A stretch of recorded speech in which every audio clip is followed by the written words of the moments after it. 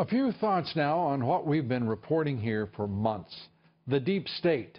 The deep state now working overtime, working to subvert President Trump and his entire administration.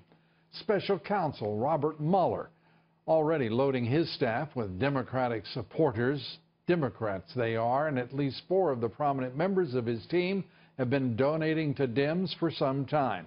Deputy Solicitor General Michael Dreeben donated to Hillary back in 2006. Both Andrew Weissman, who headed the fraud section at the department's criminal division, and former Deputy Assistant Attorney General Jeannie Rhee also donated to Hillary Clinton, as well as President Obama and the DNC. James Quarles, who served as Special Assistant Prosecutor on the Watergate Special Prosecution Force, also given money to Clinton, Obama, various Democratic congressional campaigns.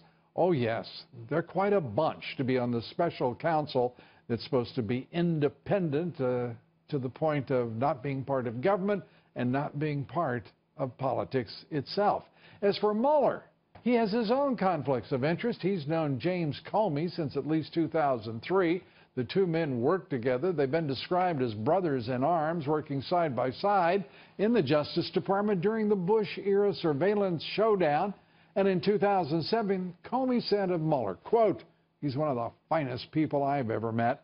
Comey himself even admitted to leaking his own memos to a friend to leak to the New York Times in order to help prompt the appointment of a special counsel. And that result was achieved. The left and the deep state are thrashing about now. They're fighting as hard as they can to preserve the status quo and the establishment's orthodoxy in what is turning out to be a political mortal battle against the president. So far, only one Republican leader has had the brains and the guts to call for an end to the Senate and House intel investigations of alleged collusion with the Russians, for which, by the way, let me say again, there is no evidence of any kind whatsoever, not a scintilla. The Republican National Committee Chairwoman, Ronna McDaniel, calling for an end to all of these investigations, calling for the special counsel to end his investigation quickly. Robert Mueller has already proved that his version of a special counsel cannot be truly independent. This is, no matter what else you want to style it, an absolute witch hunt against the President of the United States at best. At worst, it's outright orchestrated acts of subversion of his lawful presidency. End the special counsel. End the Senate and House so-called investigations.